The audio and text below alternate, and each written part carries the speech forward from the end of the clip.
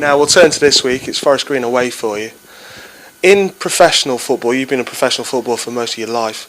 Is there any such thing as revenge? And I'm talking about revenge for the FA Cup defeat that Mansfield Town suffered early in the season. Well, that was obviously a bitter pill to swallow, certainly in the last minute. And having watched the game last night, where a team lost in the final kick of the game, that was very similar to what we had to endure. But that game was a game of two halves. We battered Forest Green in the second half without being able to get the second goal from perhaps a set piece where I think we had something like 12 plus corners. So hopefully we might have learnt from that experience.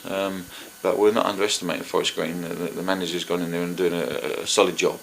And they're scoring goals at the moment, so we've got to be on our mettle and make sure that we approach the game with a stern atmosphere. Do you think your side's a different side to the side that played against Forest Green in that FA Cup defeat? It'd be a little bit wiser, perhaps, and you'd like to feel that the inclusion of Foster has given us certainly a bit more strength at the back, a little bit more know-how. But that night, we've got to give credit to Forest Green as well. They're not an easy team to play against. They pass the ball well, but also they can be direct as well. So, and their results are suggesting that they're picking up some good results. I spoke to Luke Jones after the Chester game, and he's talked about Luke Foster in particular. Signs of a good centre-back partnership developing there?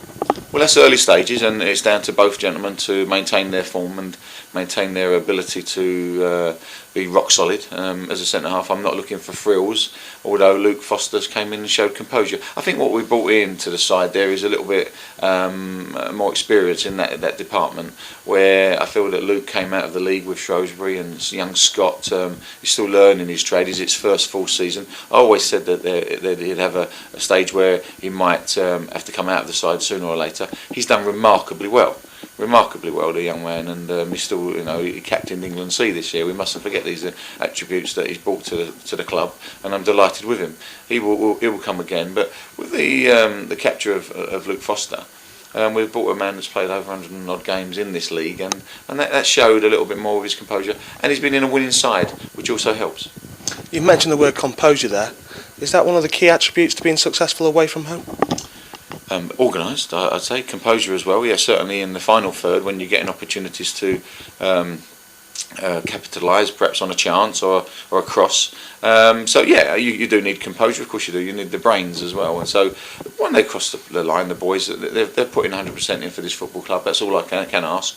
But at times, perhaps being organised and being more resolution, I think, is that when you're resolute away from home, like your top two sides, really, they're very strong, and they're not looking to play glamorous football. They're looking to make sure that they come away with a clean sheet. We can turn to the issue of captaincy of your team now. There's been no Gary Mills in your side for a while now. Who is the club captain now at this club? The club captain is Ryan Williams. Team captain, obviously, with Gary's omission, certainly that's a tough one. But I'll give it to Ryan here. But that's something I'm going to look at again if I have to. I speak to all the players independently and certainly privately. And if I do change it, then obviously the relevant people will know that and for what reasons that is. In terms of your league form, and if we take a look at the last 12 games, it's been 6 wins, 3 draws, and 3 losses. Is that a good enough form to get promoted from this league, do you think? 75% ratio, yeah. You'd like to improve the draws, of course, and there were draws there that were quite frustrating at times. I think you look back at that period though, where we had 6 or 7 injured and maybe 8 or 9 with illnesses, and they're facts at the time, but people don't look at those now. Is that we were down to bare bones at some stages, but make no excuses about it. 6 wins is a 50% ratio, which I'm pleased with, but likewise you probably want to increase that now. I think the most important thing is that we don't worry about anybody else, we worry about ourselves, and there's going to be weeks where the team are flying, and sometimes you're going to have a day off, but there's a lot of teams in a similar situation, but it's a very competitive league. We feel that we're doing very well at the moment, but likewise we're not taking our eye off the ball, and certainly we always knew it was going to be competitive, and we're in there in the mix. You sit 5th this morning after Kettering last night went above you. There's now 8 points between you and York, who are sat in 3rd. Have the top 3 gone from this league, do you think? Is it now a case of fighting for those last 2 playoff positions? if we win our game in hand, we're 10 points behind the leading team. That's very, very catchable. And that's the way I look at things. I look at it in a positive way. If we can obtain 3 more wins than the top team, then we'll certainly be in a position where we might surprise those teams. And if they do have a blip, I think Stevenage and Oxford are coming up to a stage where they're going to have their toughest spells. And we've got a very hard run in. No one that's very visible from the fixture lists. But we can only do that. You can only win games given on their merit. And Oxford and Stevenage have done extremely well this season, as of York. But I'm not worried about them. We're going to keep our feet firmly on the ground and try to maintain our high standards. There's teams around us that are keeping very good form. I think that's where the split in the division comes, is that there are sort of 8 or 9 teams up there with the greater ability to succeed, and we're glad to be one of them. If you look at that table, there's, like you've just said, 8 teams there who are all vying for those top 5 places. Do you see that top 8 thinning out at all as the season goes on, or do you think it's those 8 for the final running now? I think it's thinned out already. I think that's where the teams are in the league, has shown the ability so far. The facts are there. And the league doesn't lie. You're there for a reason, and we want to maintain that and continuity, and obviously maintaining our high standards on and off the pitch is imperative for myself as a professional person, and the players are adhering to that. So I'm very pleased with the squad we have, and likewise, as I say, I know there are a number of managers vying for that position as well. So we're in there, we're in the ring, and we're pulling our weight. 5 days left until the end of January. That means the January transfer window is still open. Are you still active in that market? Are you still looking to strengthen the side? Not necessarily, no.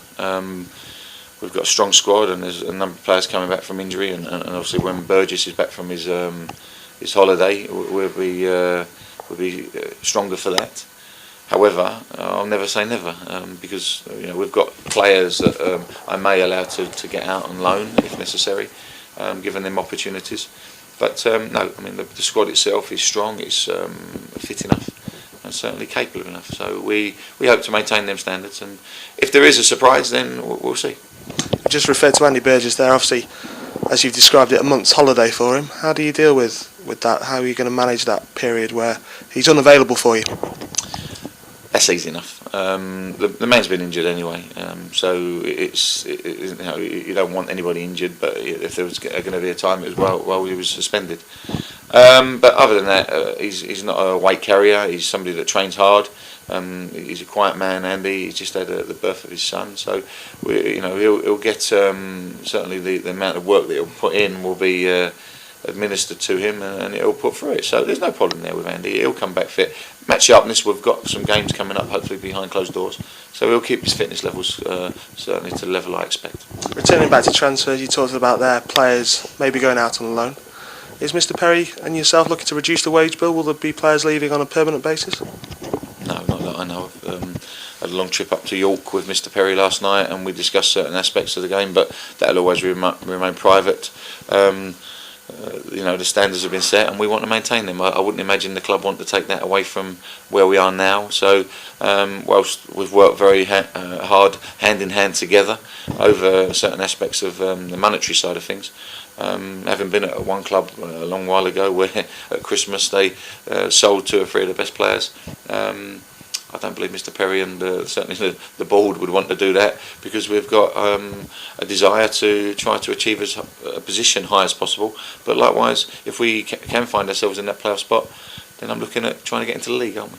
And just a few closing thoughts on Forest Green this weekend. A very winnable game for you? It's a game we're going to have to be prepared properly for when we go across that line, be on our mettle. Say that they've scored 3 goals last night, and a good successful night for them. But they're also conceding goals, so let's hope we can capitalise on those moments. Thank you, David. Pleasure.